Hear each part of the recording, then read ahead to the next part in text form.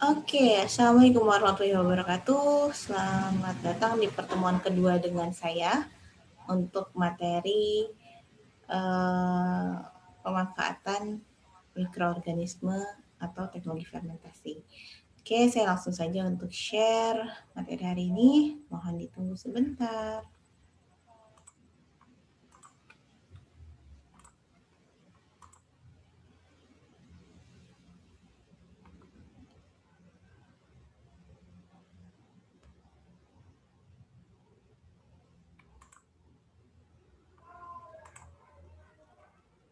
Oke, mudah-mudahan sudah terlihat.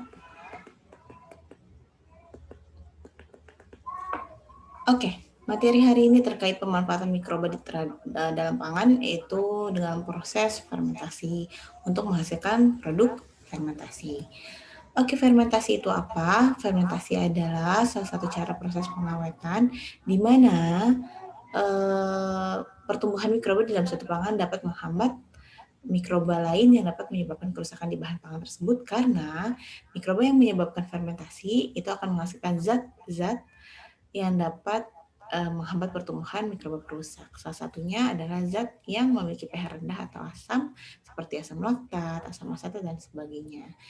Nah, definisi dari fermentasi itu sendiri adalah suatu proses oksidasi anaerobik atau partial aerobik dari karbohidrat dan menghasilkan alkohol serta beberapa asam organik.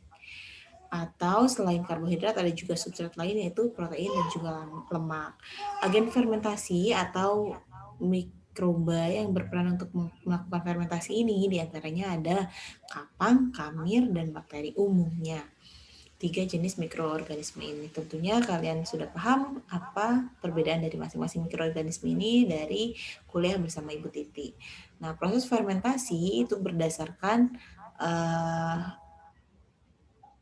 zat atau senyawa yang dihasilkannya terdiri dari fermentasi alkohol atau alcoholic fermentation, fermentasi asam asetat atau acetic acid fermentation, fermentasi asam laktat, lactic acid fermentation, fermentasi alkalin, dan fermentasi glutamat. Oke, fermentasi itu membutuhkan mikroorganisme sebagai agen yang melakukan proses fermentasi. Terdiri dari 2 jenis, ada kultur tunggal dan kultur campuran. Kultur tunggal adalah mikroorganisme yang digunakan hanya satu jenis, sedangkan kultur campuran itu lebih dari satu jenis mikroorganisme yang digunakan. Berdasarkan prosesnya, fermentasi terdiri dari fermentasi yang tidak terkontrol atau spontan dan fermentasi yang terkontrol yang dapat kita ketahui jenis jumlah mikrobanya. Nah, kalau yang tidak terkontrol atau spontan, kita tidak menambahkan mikroba apapun di dalam suatu bahan pangan, dia akan terfermentasi dengan sendirinya dari mikroflora atau mikroorganisme yang memang sudah ada di dalam bahan pangan tersebut.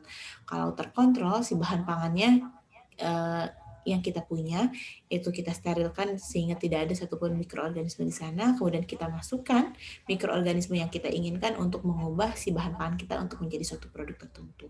Tentunya dengan fermentasi terkontrol ini kita jadi tahu jenis mikroba apa yang tumbuh di sana, jumlahnya seberapa banyak, kemudian kita akan tahu hasil produk fermentasinya akan seperti apa, sehingga mutunya akan lebih terjaga. Kemudian fermentasi terkontrol itu bisa menggunakan kultur campuran ataupun kultur tunggal. Inokulum atau mikrobanya berada pada fase eksponensial. Tentu ini juga harusnya kalian sudah tahu apa itu fase eksponensial.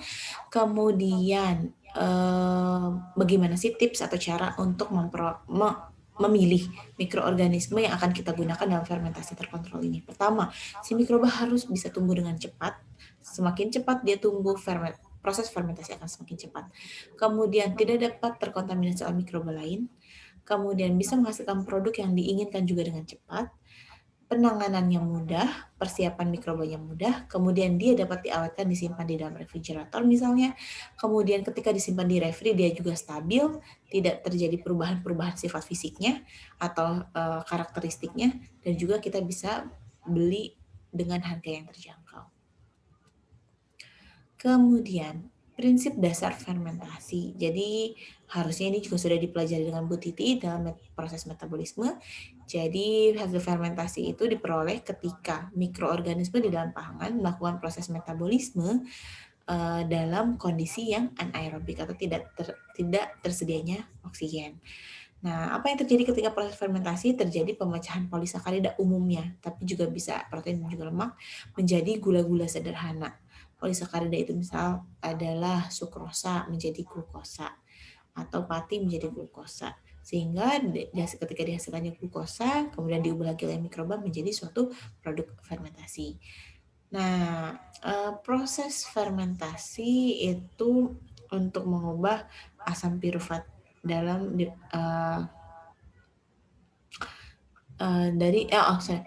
untuk menghasilkan asam pirufat yang dibentuk dari 4 jalur, ada glikolisis, enter-dodoraf, dan heksamonofosfat dan fosfoketolase.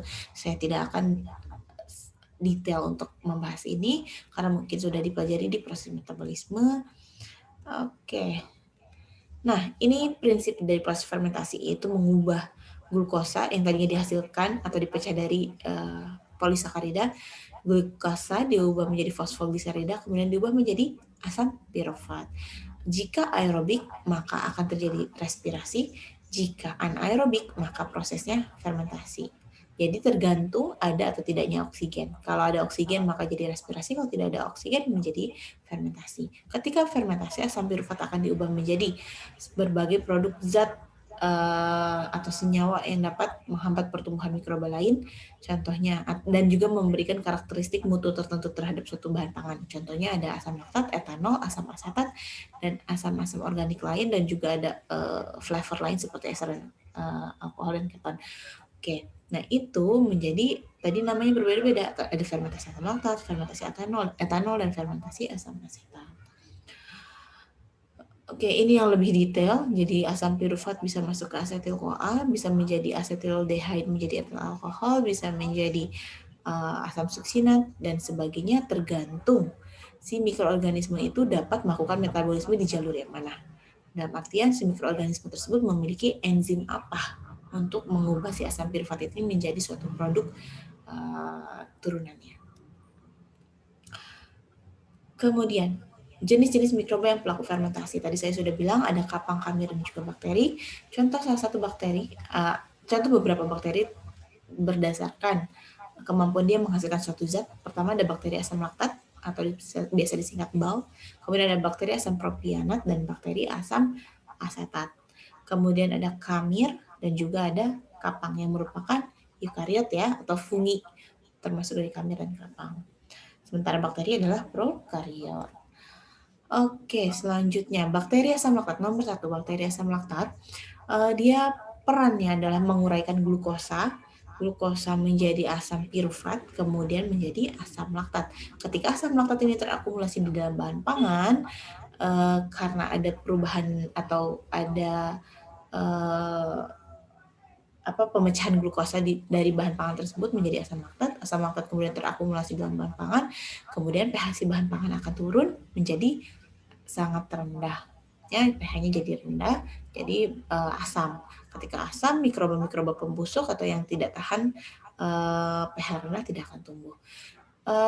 Terdiri 2 golongan dari bakteri asam laktat. Pertama adalah homofermentatif dan yang kedua adalah heterofermentatif.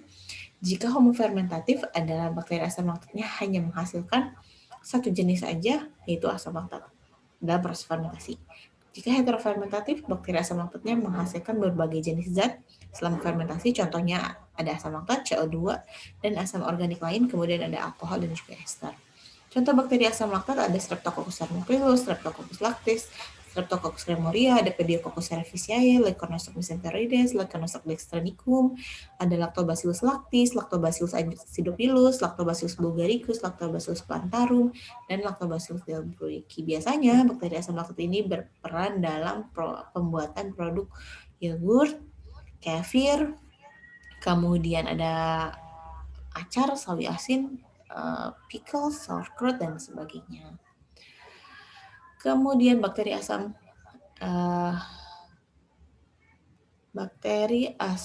propionat. Bakteri asam propionat ini akan mengubah si asam laktat yang sudah dipecah dari glukosa, kemudian asam laktat, kemudian diubah menjadi asam propionat, asam asetat, dan CO2. Genus bakteri asam propionat yaitu Propionibacterium, berbentuk gram positif dan berbentuk batang. Biasanya bakteri asam propionat ini digunakan dalam pembuatan atau fermentasi keju Swiss ya. Kemudian bakteri asam asetat. Bakteri asam asetat ini berperan untuk mengubah alkohol menjadi asam asetat. Jadi alkohol ini diubah dari mana? Tadi alkohol ini salah satunya bisa dihasilkan oleh pemecahan glukosa menjadi asam laktat pada proses heterofermentatif. Atau alkohol ini nanti dipecah oleh bakteri lain dari glukosa menjadi alkohol. Nah, ini bakteri asam asetat ini akan memecah alkohol menjadi asam asetat. Genusnya biasanya Acetobacter. Nah, Acetobacter ini dia gram positif berbentuk batang. Contohnya ada Acetobacter aceti dalam industri pembuatan cuka atau vinegar. Itu bakteri. Kemudian mikroorganisme lain adalah kamir. Umumnya secara luas kamir yang digunakan dalam proses fermentasi suatu produk pangan adalah Saccharomyces cerevisiae, di mana Saccharomyces cerevisiae ini akan memecah glukosa menjadi etanol.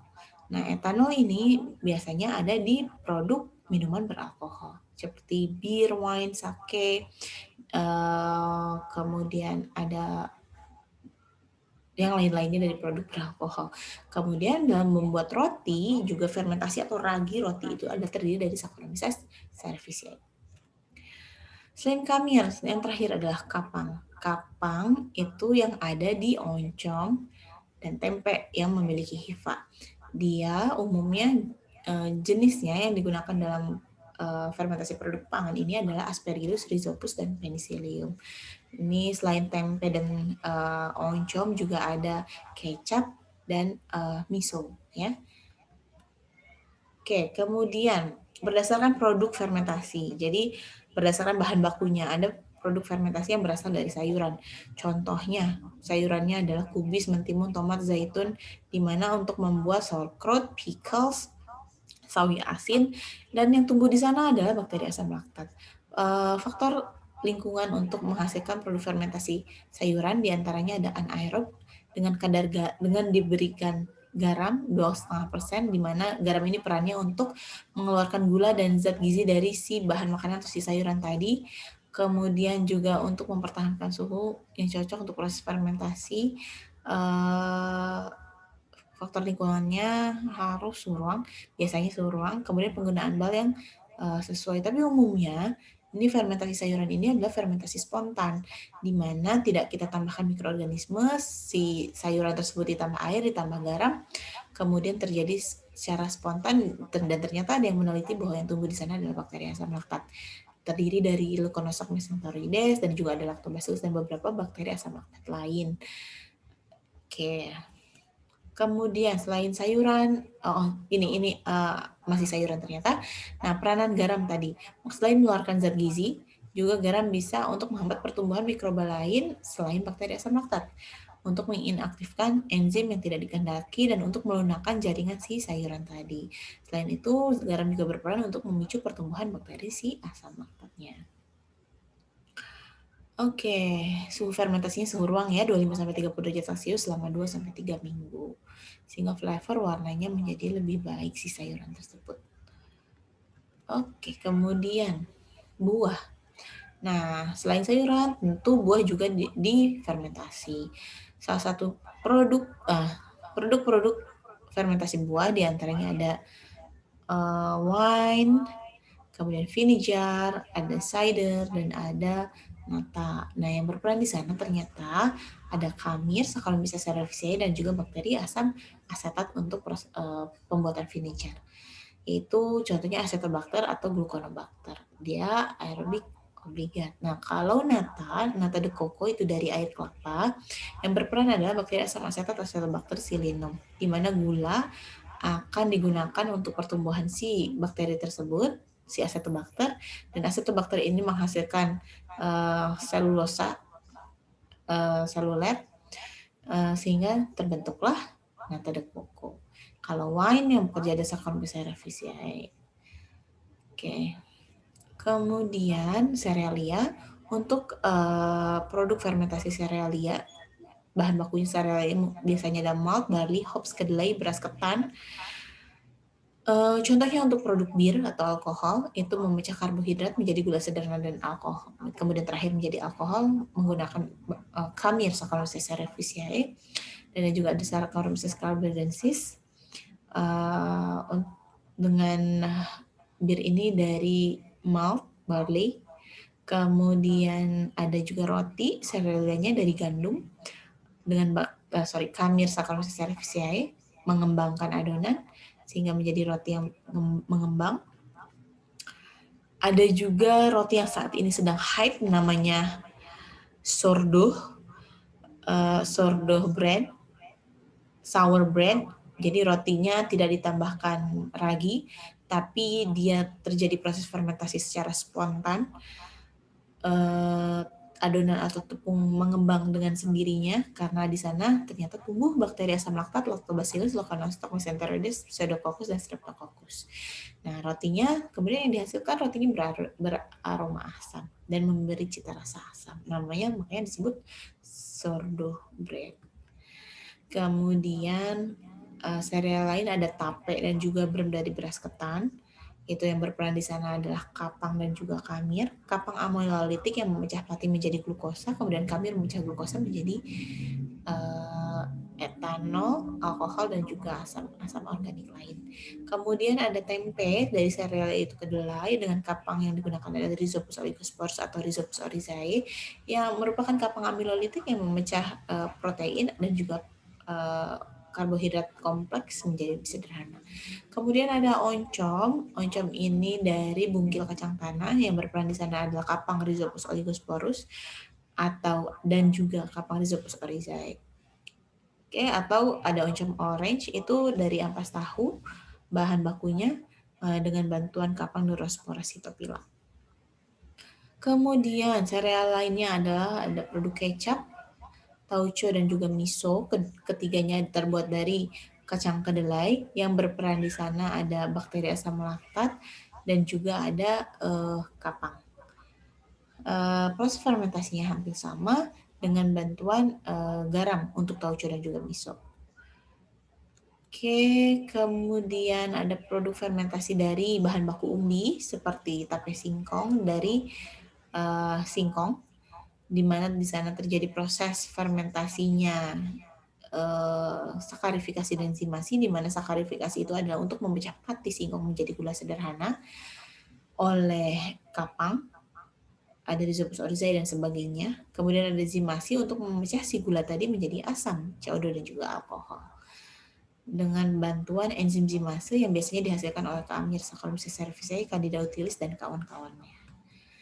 Kemudian produk fermentasi lain adalah berbahan baku daging. Contoh produknya adalah sausis. Dia terjadi proses fermentasi asam laktat. Yang ternyata yang tumbuh di sana adalah Micrococcus. Ada Leuconostoc juga, ada Lactobacillus dan Pediococcus. Kemudian produk fermentasi lain ada juga bahan bakunya adalah telur untuk menghasilkan tepung telur. Jadi telur bisa dibuat tepung dengan proses fermentasi untuk menghilangkan glukosanya sehingga tidak terjadi proses pencoklatan. Dan dihasilkan tepung telur yang baik. Kemudian ada proses fermentasi dari bahan baku susu. Tentu ini tidak asing karena banyak sekali produk fermentasi yang terbuat dari susu. Contohnya ada kefir, yogurt, ya, yang memang saya rasa cukup banyak dikonsumsi oleh orang-orang Indonesia. Di sana terjadi proses fermentasi asam laktat oleh bakteri asam laktat baik homo maupun heterofermentatif untuk memecah laktosa pada susu menjadi asam laktat sehingga pH-nya turun dan susu menggumpal pada pH 5,2 pada suhu 20 hingga 45 derajat Celcius. Yang berperan di sana adalah bakteri asam laktat seperti Streptococcus thermophilus, Lactobacillus bulgaricus. Untuk kefir sama yang berperan di sana adalah bakteri asam laktat dan dia kultur campuran. Produk susu lainnya yaitu keju. Keju juga prosesnya fermentasi oleh bakteri asam laktat yang membutuhkan enzim namanya enzim Rennet. Fermentasinya pada suhu 30 derajat Celcius. Dan di fermentasi selanjutnya atau lanjutan berbulan-bulan itu pada suhu 4,4 hingga 7 derajat Celcius agar aromanya lebih spesifik. Berbagai macam jenis keju sehingga berbagai macam proses pembuatan dan fermentasinya. Kemudian proses fermentasi lainnya ada ikan dengan bantuan umumnya bakteri asam laktat, ada kecap ikan, terasi, kemudian ada namanya cincalok dan sebagainya. Di Indonesia ini cukup banyak proses fermentasi ikan. Ada juga ikan peda dari ikan kembung ya, proses fermentasi juga. Oke, mungkin itu materi proses fermentasi. Saya tidak akan bahas lebih detail, nanti akan lebih panjang dan akan lebih membosankan. Oleh karena itu saya akan memberikan tugas individu, tapi anggaplah ini sebagai kehadiran kalian dan juga bukti bahwa kalian belajar untuk materi ini, yaitu membuat digital summary atau rangkuman digital dalam bentuk infografis atau juga video atau apapun yang harus kalian posting di media sosial, baik Instagram atau YouTube atau TikTok, terserah. Jika membuat video tidak lebih dari 5 menit, Instagram silahkan kalian buat dalam bentuk foto atau infografis. Bisa kalian buat dengan sangat kreatif, itu ada di namanya canva.com, canva.com. Di sana kalian bisa berkreasi, bisa buat dan bisa kalian share ilmu tersebut ke follower kalian, jadi lebih bermanfaat tugasnya. Kemudian ketika sudah diposting, linknya tolong dikirimkan ke Unidakul atau dikirimkan terlebih dahulu ke media sosial, kemudian link dari media sosialnya tersebut kalian kirimkan ke Unidakul. Ketika di media sosial, jika di Instagram boleh silahkan tag saya DWIUTAMMI Dwi Utami. Instagram saya silahkan untuk kalian tag saya agar saya bisa lebih cepat lihatnya ya. Oke, nah infografis atau video yang dibuat harus singkat, jelas, informatif, mudah dipahami, apalagi ya, menarik tentunya ya. Mungkin itu cukup. Tolong dibuat dalam waktu 1 minggu. Pertemuan berikutnya kita masuk materi selanjutnya. Terima kasih banyak. Assalamualaikum warahmatullahi wabarakatuh. Jika ada pertanyaan silahkan di WA Group atau di Undidakulnya. Bye. Sehat selalu.